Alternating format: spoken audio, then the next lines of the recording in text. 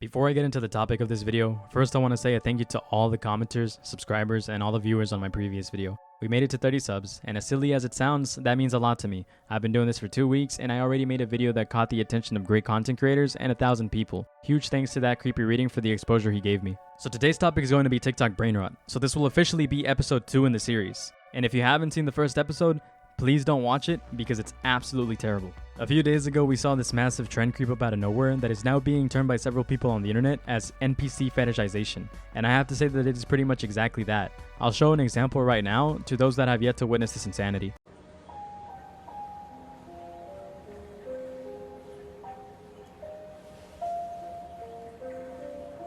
So what exactly is this NPC trend, you might be asking? To be honest, I really was not too sure what exactly this trend was when I first saw it. I was completely confused and it really weirded me out, so I didn't want to witness it anymore. It was silly of me because I soon realized that this is literally a gold mine. Allow me to explain. This trend is mainly popular on TikTok Live. The person or creator goes live and stands in front of a camera and then just mimics what you would call an idle animation, sort of like an inactive character model on video games. When viewers tune in, they send reactions, comments, or donations. Then the person just exclaims these actions out loud as a response to those who interact. I feel ashamed to say that I only really figured this out when I watched this TikTok right here on my Instagram Reels feed, which is kind of ironic. I refuse to install TikTok, by the way. Marshmallow. Crunchy corn, yum! Kitty paws. Pumpkin, yum! As you can see here in this video, her method of engaging with the viewers and their interactions is by pretending to eat the emotes that are being sent and then making a reaction to these emojis. In other videos, when a filter interaction is used, the person then reacts to it as well in their own manner. Thank you for the roses. Happy birthday, cowboy.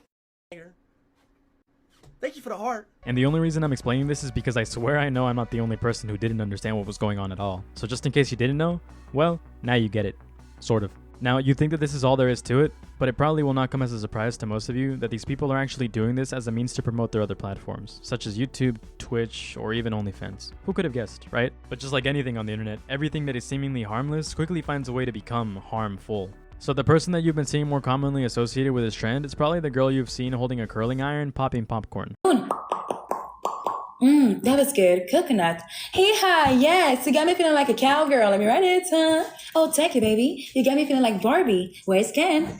Slay, huh? Slay, huh? Yes, yes, yes, yes, yes. Her name is Pinky Doll, just to be clear. Well, she actually got the attention and success she wanted, but just like everything good in life, it all comes at a price. You see, just like anyone who experiences popularity on the internet, not every pair of eyes you have on you is going to be the supportive type. There are some very hateful and spiteful individuals out there that will set it out to make your life miserable, even if what you're doing is just harmless cringe. Unfortunately, Pinky Doll had too many malicious people putting their eyes way too close for comfort. Pinky Doll actually has an OnlyFans. What a surprise, right? She managed to make an absolute bag doing these TikTok streams, and in correlation, also from OnlyFans subscriptions.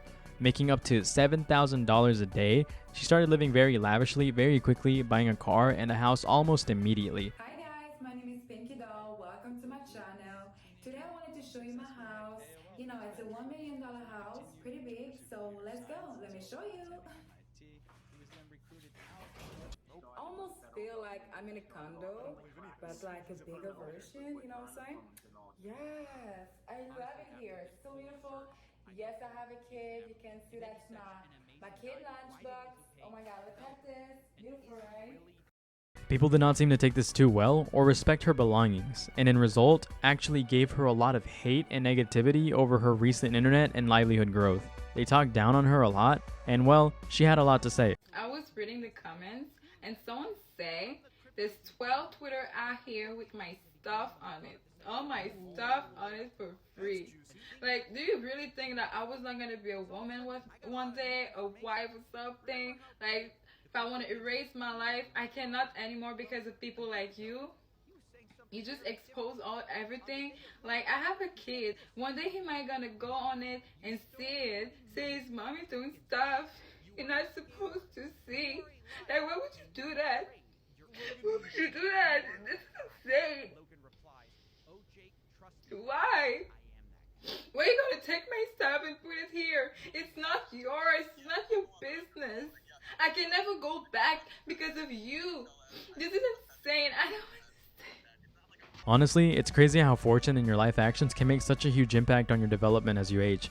But just as there is a low to every high and a reaction to every action, well, she got her reactions for her actions and got a low to her high. Her OnlyFans was exposed on the internet for everyone to see, and she was absolutely devastated to find out that what she posted on the internet was now online for everyone to see.